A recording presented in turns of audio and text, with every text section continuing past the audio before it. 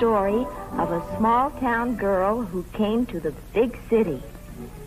Let's start with her speeding along toward her dates with fate, wide-eyed with excitement. Ah, yes, I remember well this girl, then so naive and innocent, because this girl was me.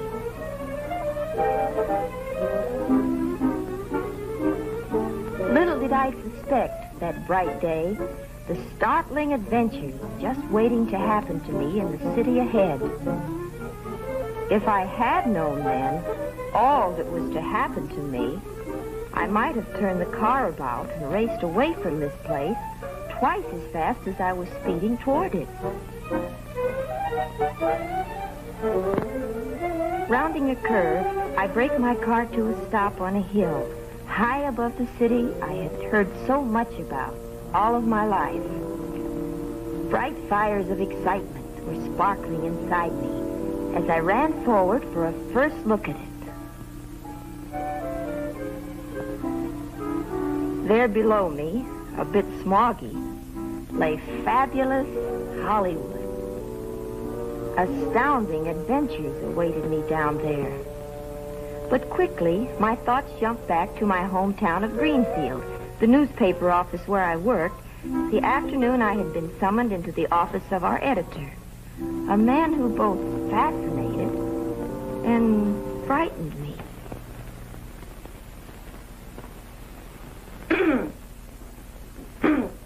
Mr. Hanson? Yes? You sent for me? Oh, yes, I did, Miss Sloan. I wanted to have a little talk with you. Very confidential. You see, for some time now, I've been thinking about you. Why, what would you be thinking about me? You'd be surprised. Oh. Why, Miss Sloan, you're not afraid of me, are you?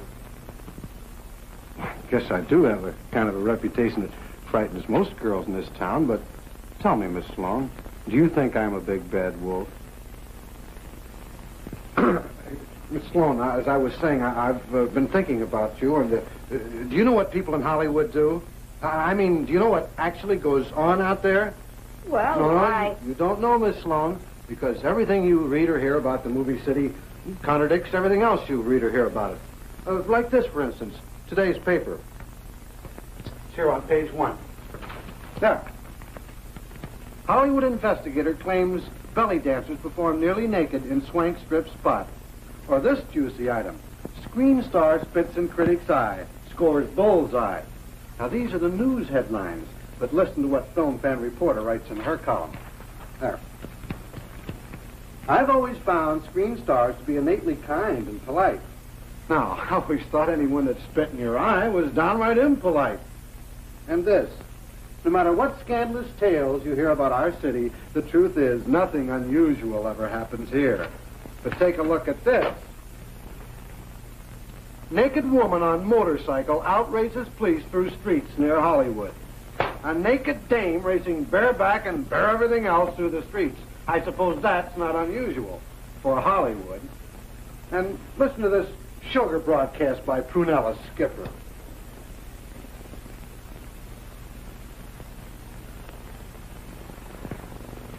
The movie actress Donna Sterling is just the sweetest girl I know.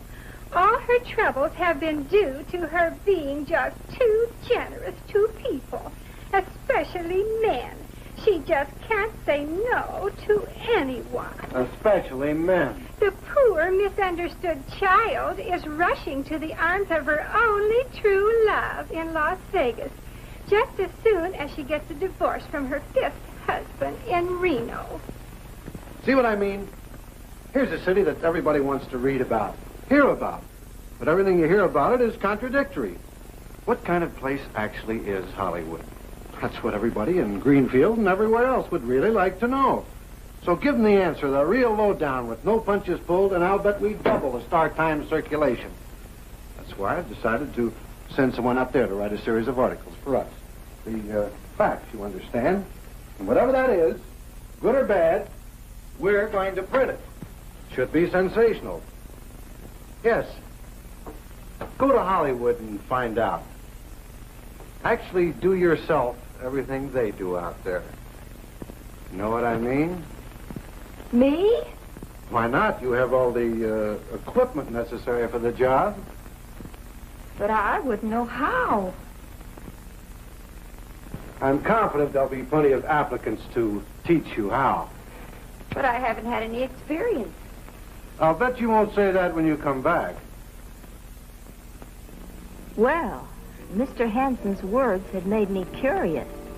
I turned and raced back to the car, anxious to get down to the city below and discover just what might happen there. If I'd have only known. 36 hours later, I was typing my first article. For I felt sure what had already happened to me would surprise readers of the Greenfield Star-Times.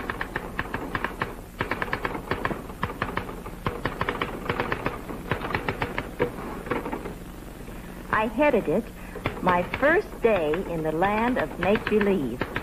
Like most people who come to Hollywood, my first thought upon arrival was, where could I see the movie stars? The simplest way might be to get one of the movie maps advertised along Sunset Boulevard. From a quaint old character, I purchased one, guaranteed to list the home addresses of 300 movie celebrities. And so, I set out to see the stars. You think all these glamour boys and girls live on vast estates? Ha!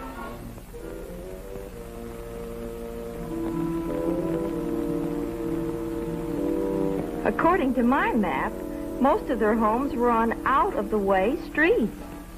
And nobody I asked had the slightest idea just where. The houses listed were hardly the type I had anticipated. And anyway, even people in Greenfield weren't going to get too excited by hearing I'd seen the spot where Joe Starr hung his hat. But I decided then and there, whatever I had to do to thrill my readers, I would do.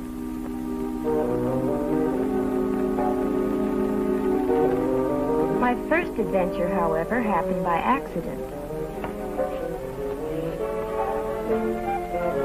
Somehow, I got lost in the Hollywood Hills. Looking for someone to give me directions, I saw a strange figure. I waved. Whoever, whatever it was, disappeared behind a high stone wall. Curious, I got out of my car.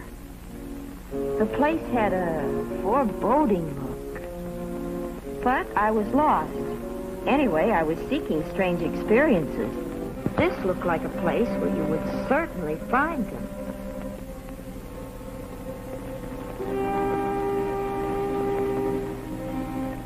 My woman's curiosity urged me to go on. My feet kept wanting to turn back.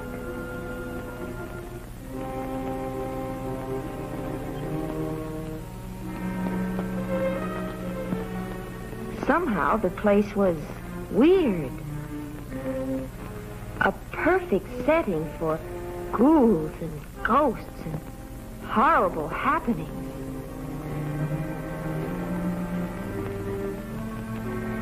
And I had a strong premonition that something awful was about to happen to me. Wherever I looked, I could find no one. But I could feel hidden eyes fastened on my every movement.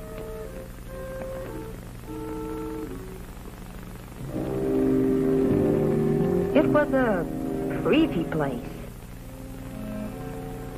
Also, not one for high-heeled shoes.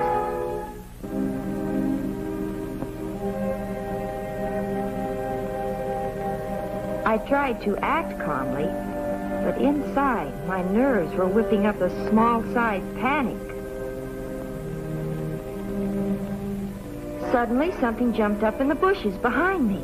I screamed. Now I was frightened.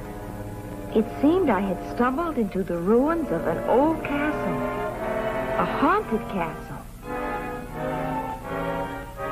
I ran until I lost my breath, and then I saw a thing. Where was the gate?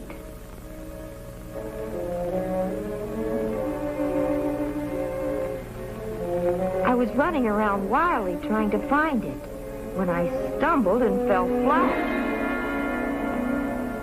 I lay there, afraid to look up because I heard the sound of feet closing in on me. When I did look up, a fence of legs encircled me.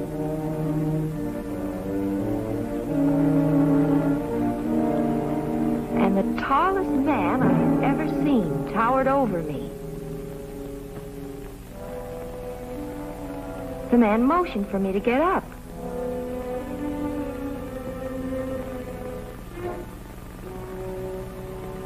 I saw now that the legs belonged to some very pretty girl. Even the hideous head that had scared me was only a mask for a beautiful girl. A few words made me understand everything. I had happened onto a studio ranch used by photographers and cameramen who make the artistic type of photos and films.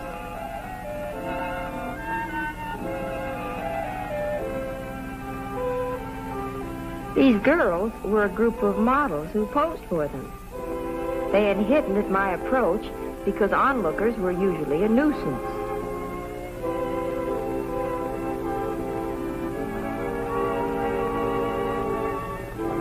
Since they had not been able to scare me away, however, everyone went back to work.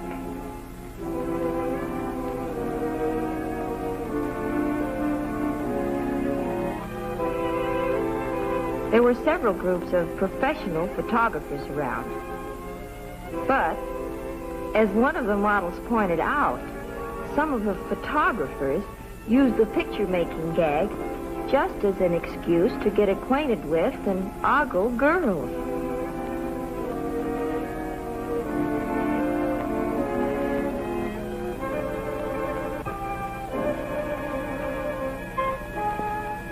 Sometimes they had film in their camera, sometimes not.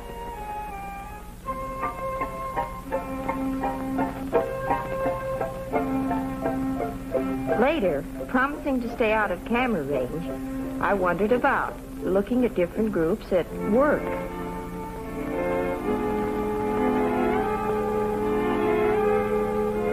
In one secluded spot, an artist was daubing at a canvas.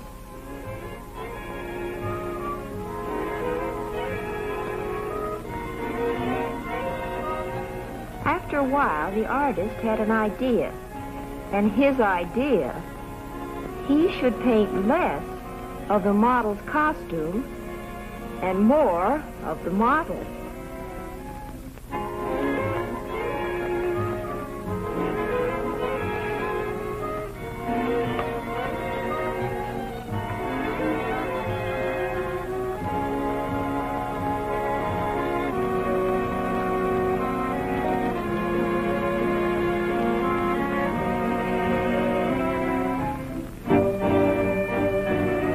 And then the artist began to get the same idea again.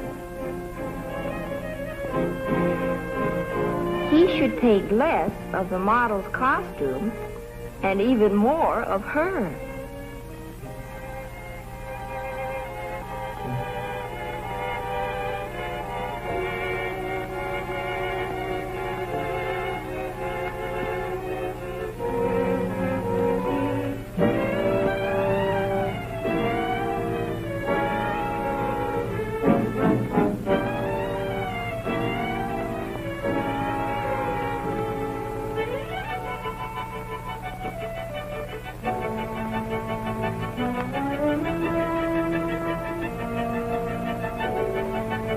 Well, that same idea just kept coming back to the artist.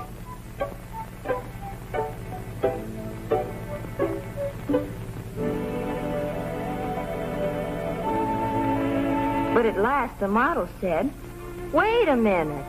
Just what kind of a painting is this masterpiece of yours?" And then she saw what she had been posing for. Well, this artist would either have to improve his art or find a model with less temper.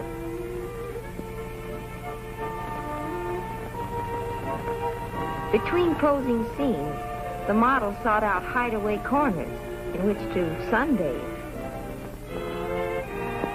And even all-over tan was particularly desirable for color shots, they told me.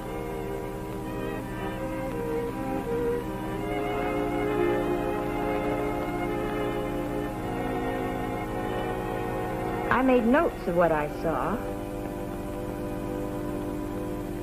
but the startling beauty of one flame-haired model had me fumbling for adjectives.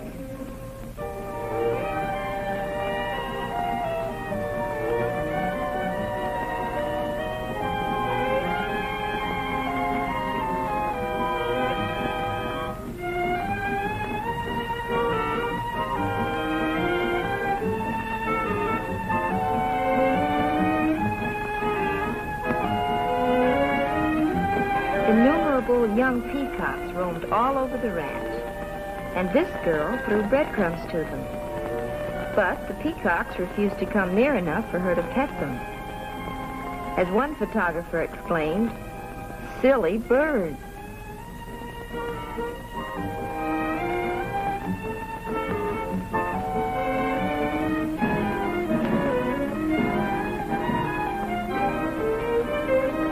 This model, I learned later, was Linnell's top favorite among the lensmen who do covers for magazines.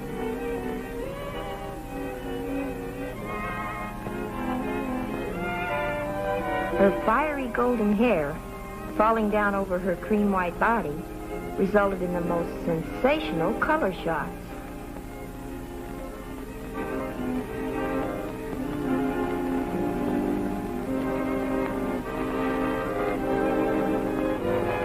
Rays of the sun were beaming down now, and when I saw one of the girls doing a scene for a movie, well, I had spent a very interesting afternoon watching the production of artistic photos and films, the gorgeous girl type of pictures that feature and star and immortalize glamour, winging their way out from the cinema city to thrill and delight the whole world.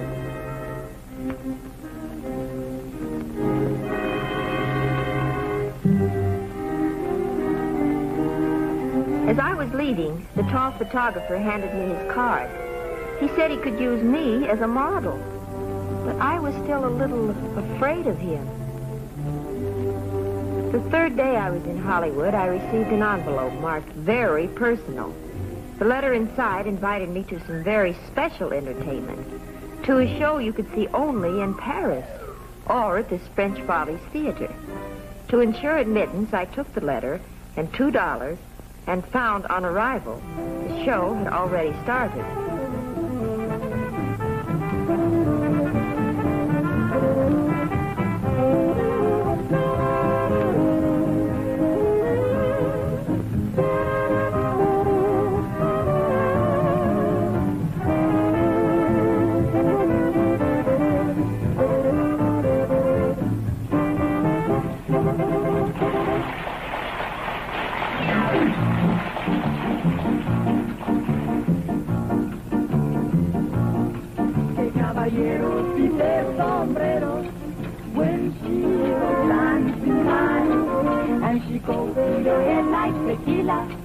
Venezuela, ay, ay, ay, ay, ay. She can bamba, she can bamba. She can bamba, she can bamba. She's a sweet chiquita, you would know. Mira, señorita, maracas con caracas. Mi lindita Margarita, tan bonita muñequita, saca tus maracas y no vamos pa' Caracas. ¿Con Caracas? Sí. I think.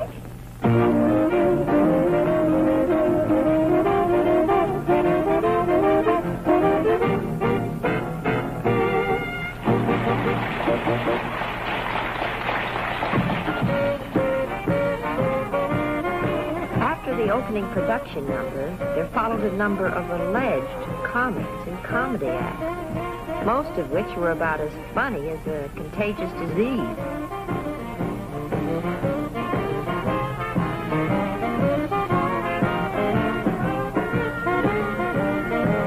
And then, several dancers. This was dancing.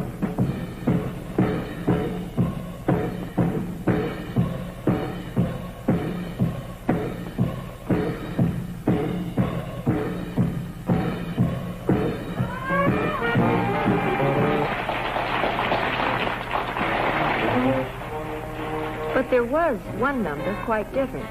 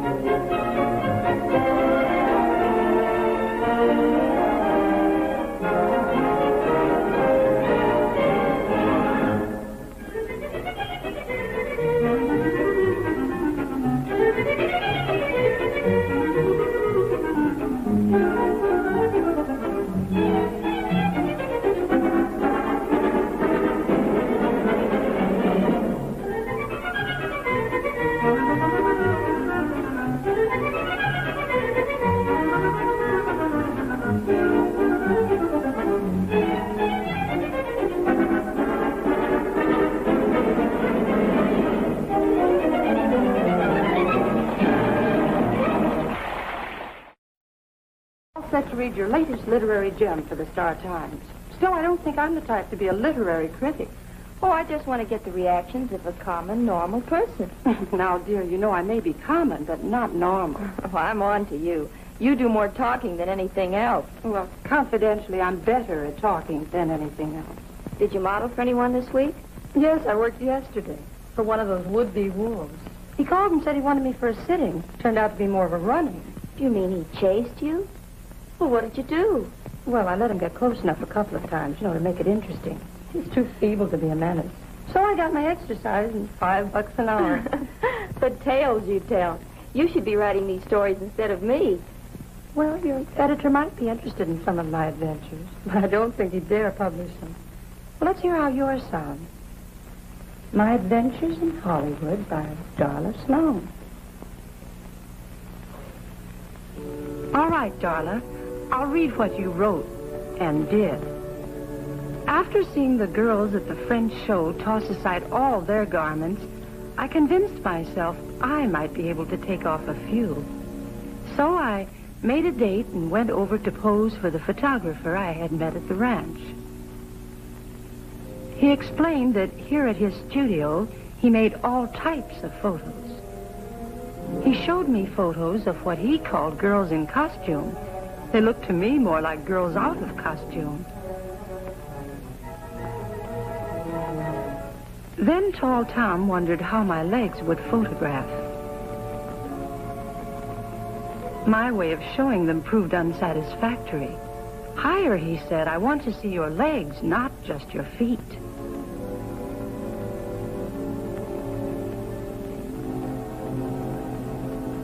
To change into a costume, he sent me behind a small screen.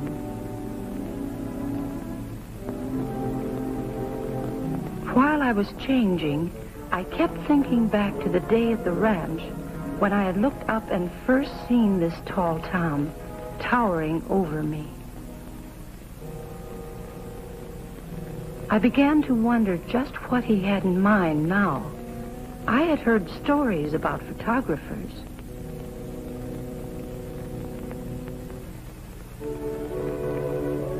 There was something sinister about this fellow. We two were here in his studio, alone.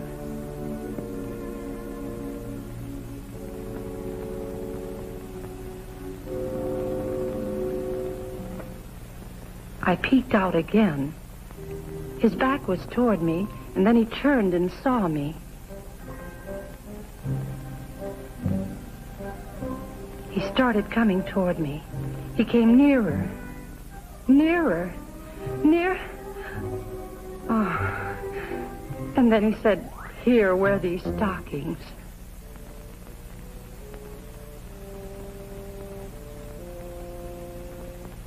My behavior must have been strange to him as his actions were to me.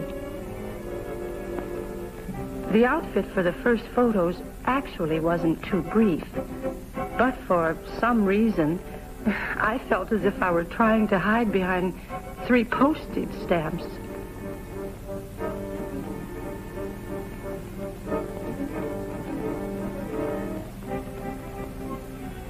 Tall Tom finally pulled out a pair of dark glasses and assured me that wearing them he was practically blind.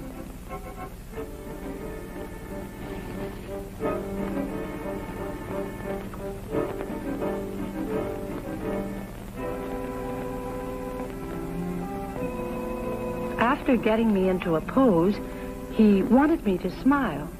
I looked about as pleasant as if I were making a date with the dentist.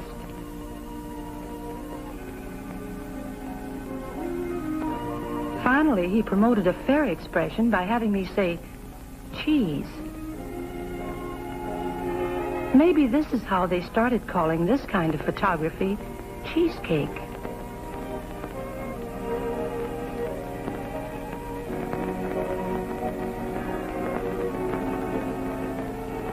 When he said he wanted an Indian pose, I had one idea, but his was entirely different.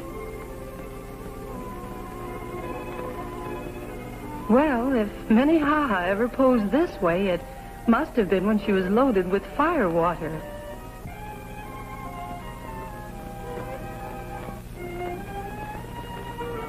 But even after he snapped it, Tall Tom still called this an Indian pose. And the photographer and 2 male customers all had asked me for a date. Well, after reading this, I'd say that when you went back to Greenfield, all the women will hate you, but all the men will want to date you.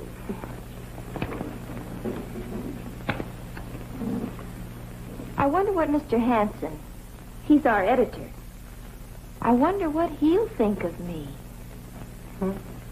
I wonder what you think of Mr. Hanson. He's the type of man that makes you not know what to think. He's handsome, but not too. There's something about the way he says things to you, and the way he looks at you, that makes you feel so funny. Did you ever feel as if you'd swallowed an electric vibrator? No. But I wouldn't mind to meet this Mr. Hanson. As the slang saying goes, he must be quite a charge. Well, yes. I guess you could say that.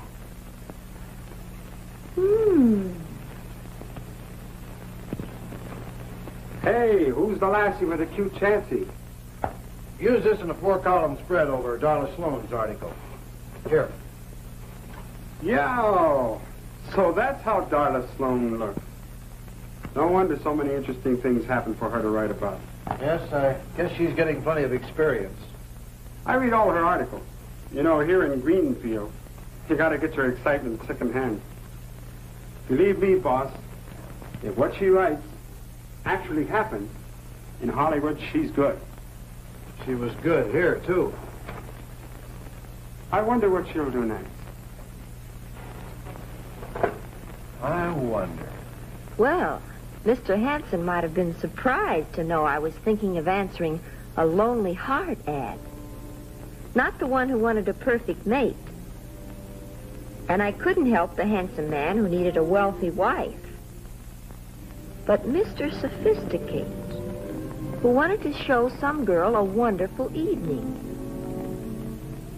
He might be just the escort to show me around some unusual night spots.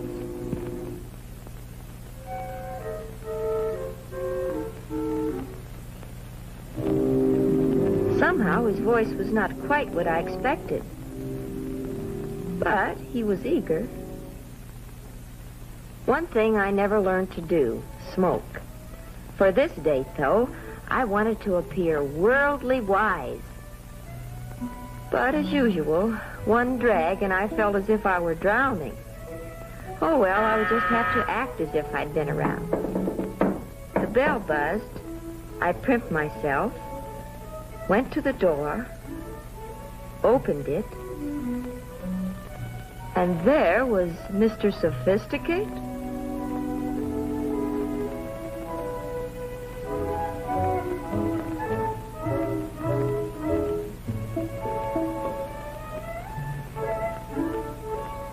With a snoot full of water, I asked this character if he wanted me to take his hat. So,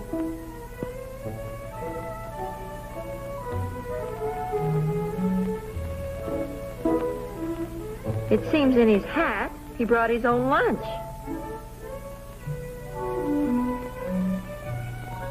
Oh, this boy was a card. I bet he'd have been the life of a party somewhere back in the gay 90s. And that's where he should have been. He was full of tricks. And he punctuated each one with a jab in the ribs.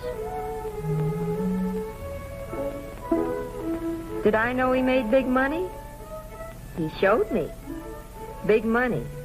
Rib jab. I made the mistake of being coaxed to look at his lapel flower.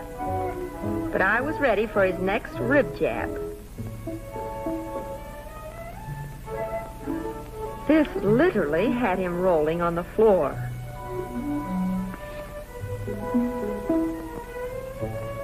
Next, had I ever seen the Three Stooges? You know, one butted the other with his head. The second kicked the first in the pants. Foolishly, I asked what the third did. Mr. Sophisticate showed me.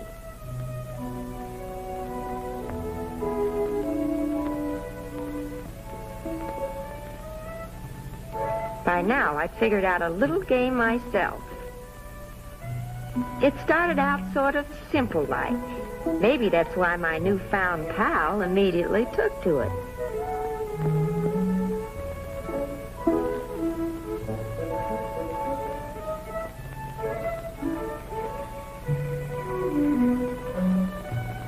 But as my game progressed, it became a little more complicated.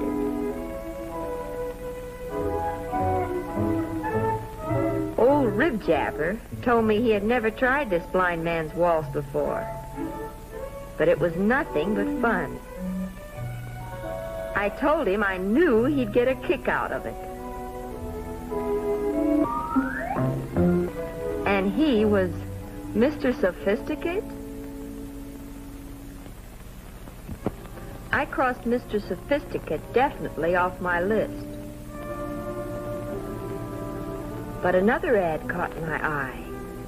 Well, wonder how it would be to have a date with a Hollywood actor.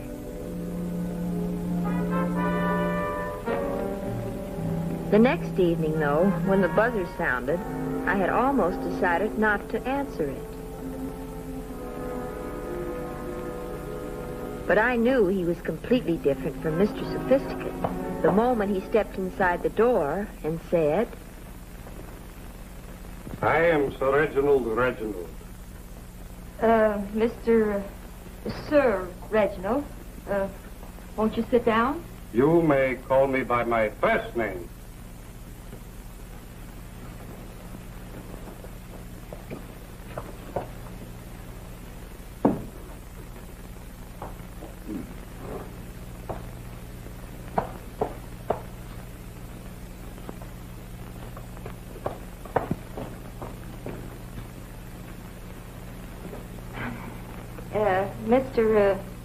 Sir Reginald, your advertisement states that you're in the theatrical profession. Yes. I'm a thespian, an actor, you understand, from the theater, the legitimate theater. You should have seen me in Shakespeare. To be or not to be, that is the question.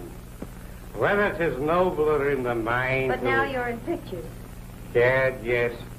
All day I've been performing in some cow drama. Oh, a Western. What part did you play?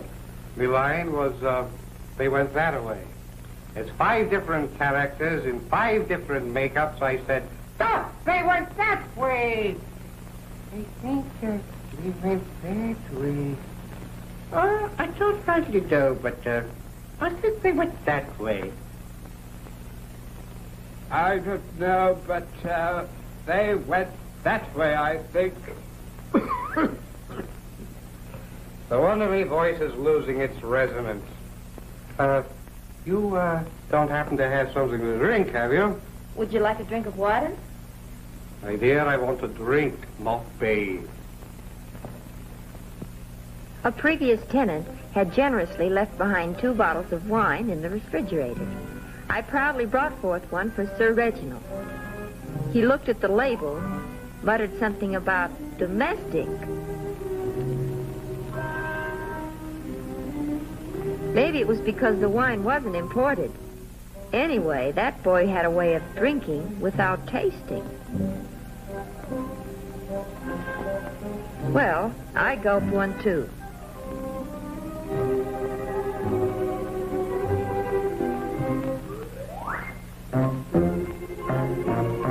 But I soon found, no matter how I did it, I couldn't empty glasses as fast as my noble friend.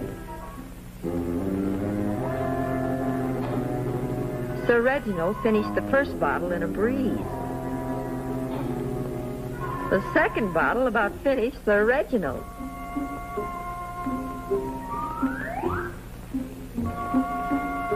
And worst of all, old Demon Rump began to bring forth in Ye Old Thespian all the different characters he had ever played. And then Jekyll falls to the floor, and he disappears for a second, and then I come up into my amazing scene. Oh, my dear, if you could see me now. I played everything, even animals.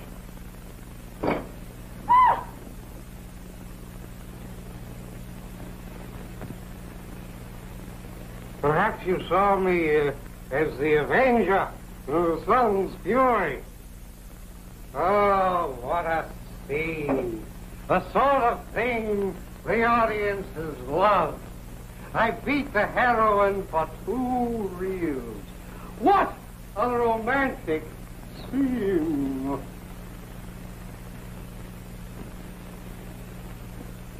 I really beat her, you understand, for 2 full reels. How do those lines go? Die, at last, me proud beauty. Die, the avenger, have uncovered your treachery. With 100 lashes of the whip, I'll wipe out your disgrace. Yes, she ran from me, but I was after her. And now, in punishment for your perfidiousness, I wasn't in the sea. What's the matter with you? Haven't you eaten today? You foxy wench. This makes me duty more exciting.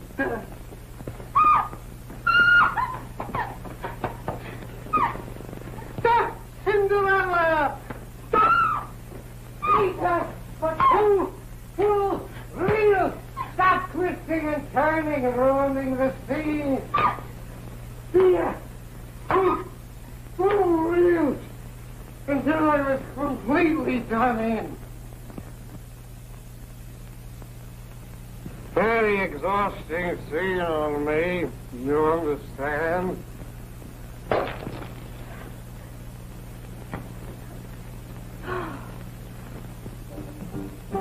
I finally went to a nightclub with a gentleman who advertised himself as safe and sound. Well, anyway, he was safe. His hearing wasn't so good, but when they introduced the exotic dancer, Naomi, you could see Pop's eyesight was still sharp.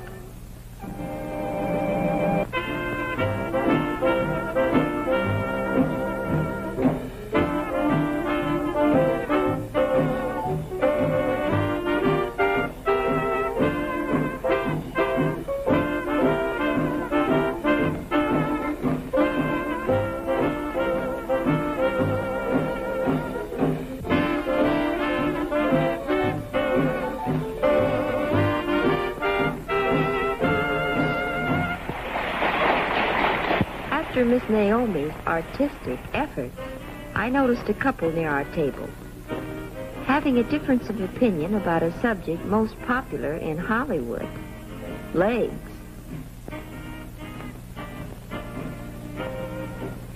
They moved away and I forgot them. Another act was being introduced on the stage. When Pops found the next act was not an exotic dancer, he lost all interest in the show. Well, with my escort falling asleep in my face, maybe this was the time to be nonchalant and light up a cigarette. I did. Usual result.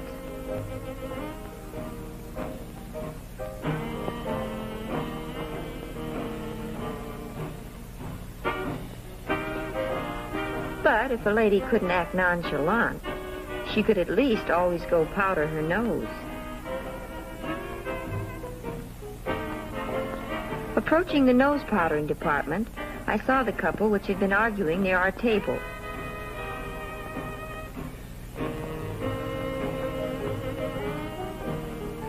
One of them asked me for a cigarette. I might as well give them away. I couldn't enjoy them myself.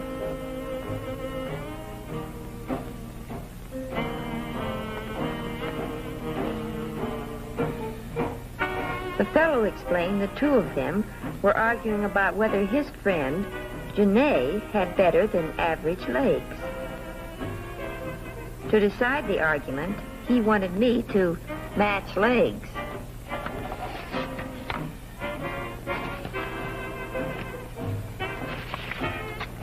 By now, I had gotten used to the gag, let's see your legs, or higher. I want to see your legs, not your feet. Anyway, the fellow voted mine better. Janae assured him he'd lost his eyesight, and I thought I had lost mine when I saw what Janae used for an ashtray. And then Janae explained what I should have known from the start. He was an impersonator, working in the show.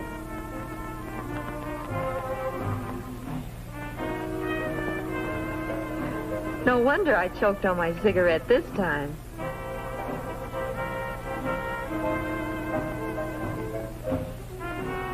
You know something? He made a better-looking woman than I did. Here's today's edition, Chief. Hot off the press. You'll find Miss Sloane's article on the 4th page. Oh, yes, there it is. We're running her a picture heading the article now, just like you ordered. She certainly is a delectable-looking dish. Out there in the wild and woolly West, she must be having a wonderful time. Yes, but I'm not so sure that she should be out there all by herself. From what she writes, I don't think she's ever all by herself. I mean, nobody from here went with her. Is out there to watch her, watch over her. I'm beginning to wonder if I should have sent her out there all alone.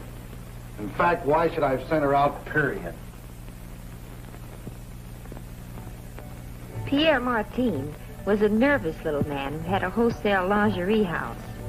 He brought buyers here to view his showings of new styles. Modeling for him, I thought I might find some rare experiences. I did.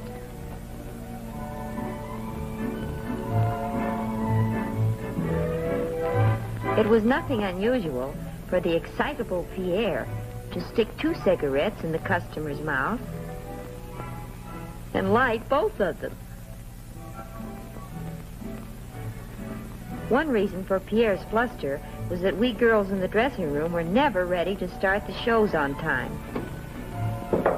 Girls, hurry, please. The men are here waiting. Girls! Say, isn't it funny the buyers are always men? Oh, it's not so strange the stores send men buyers here. After all, the kind of lingerie men go for, that's the kind women should buy.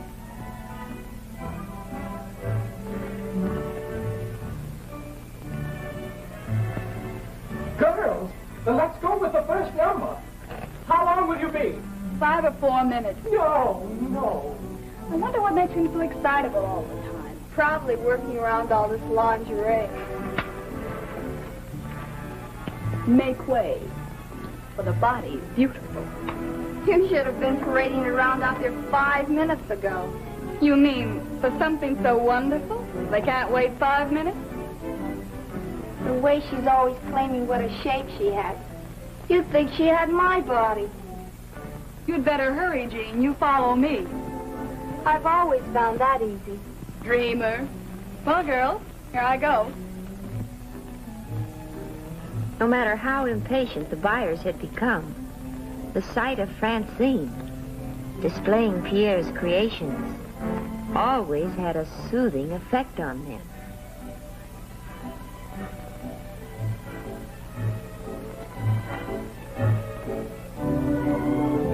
This girl was good.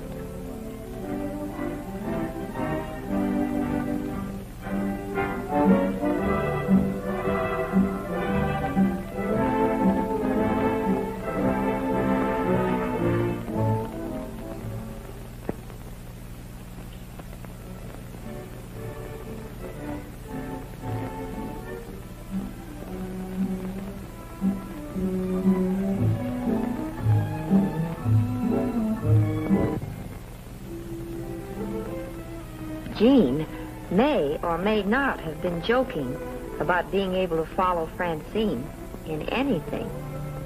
But her appearance in the Sweetheart lingerie set certainly sustained interest in the show.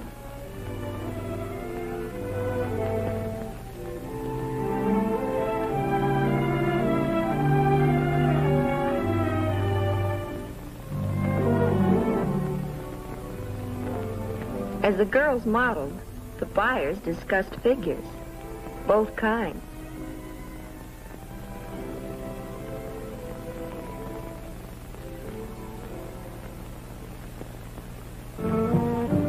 Wanda had an original way of modeling. She just went into a dance routine, upon which the buyer's eyes would usually spin around like pinwheels.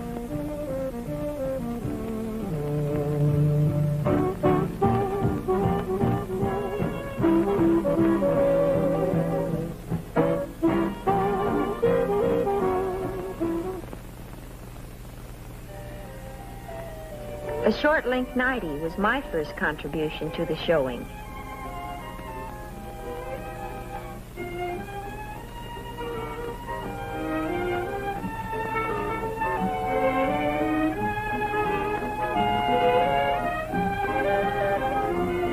After saying good night, I blew out the candle, and this closed the first half of our little show.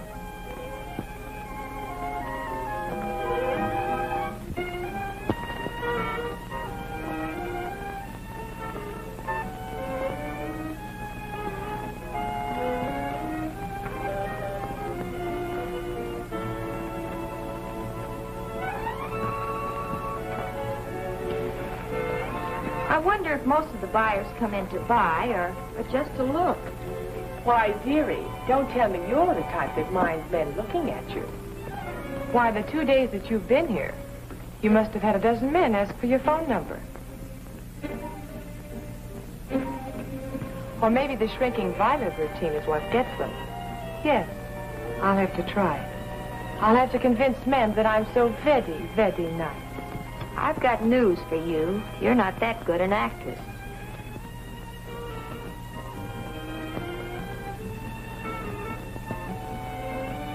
The curtains opened up on Wanda for the second half of our little offering. Beautiful in black, wafting fragrance about. She could dance, too.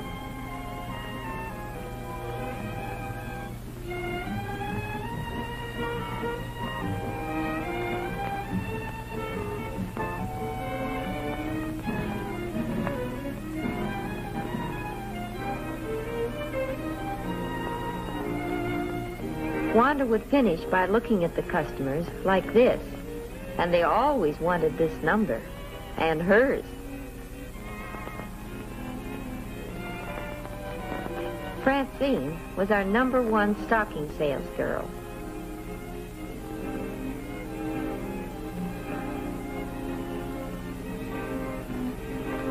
Yes, when Francine modeled hosiery, the buyers quickly saw 2 good reasons why they should buy them.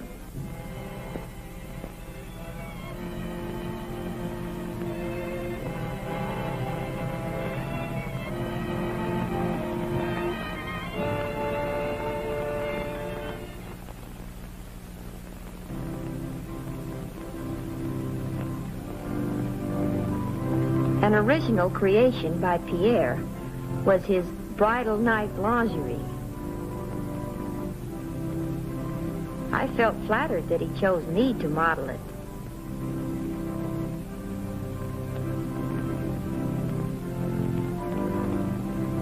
Just wearing an outfit like this could give a girl ideas, such as weddings and honeymoons and Mr. Hanson. Strange this should make me think of him. Or was it?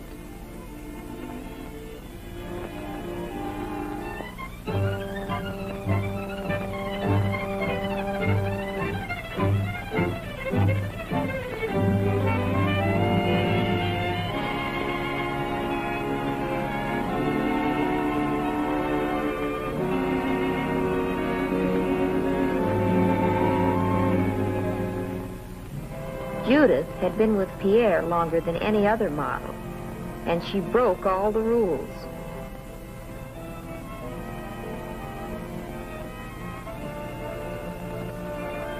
I saw her giving her telephone number to one of the buyers.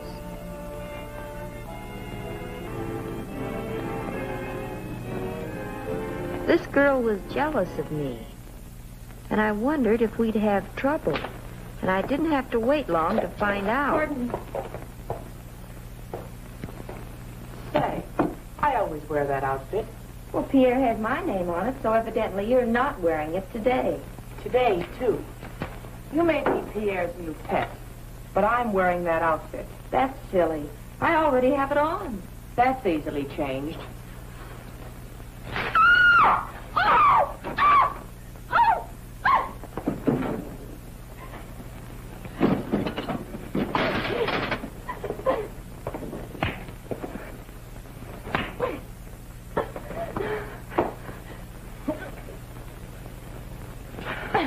What's happening in there? Stop it, you hear? I'm coming in. Don't, girl. Be in a minute. Don't, now, please. Dad will be barging in. Please, sit with me. Here. What's going on here? Your pet model, I'm going to remodel. Are you crazy? Now, who started this? She started the whole thing. I didn't start it, but I'm going to finish it. Give me room. What? Be careful now, girls. Oh, stop it. Oh, my goodness. Don't try it again, please. Stop. Stop it this minute. Here, what's going on here? Stop. What?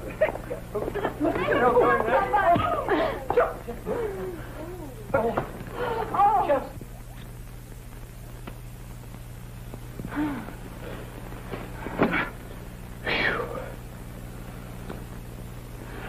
Why, Mr. Hanson, what are you doing here? Well, I was worried about you, and I came to Hollywood, and I went to your apartment, and they said you were working here. Well, I'm not exactly dressed to give you a formal reception. Still afraid of the big bad wolf, huh? Listen, after what I've seen and done out here, you just think you're a wolf. Watch me. You. Wow, you certainly have learned a few things in Hollywood. And that's only the beginning of what I've learned out here.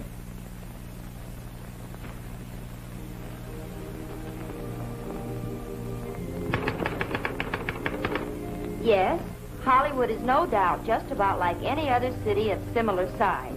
I understand that now. But here in Hollywood, the film capital, everything seems more glamorous, more exciting, more wonderful. And if you don't believe me, come on out and let me show you.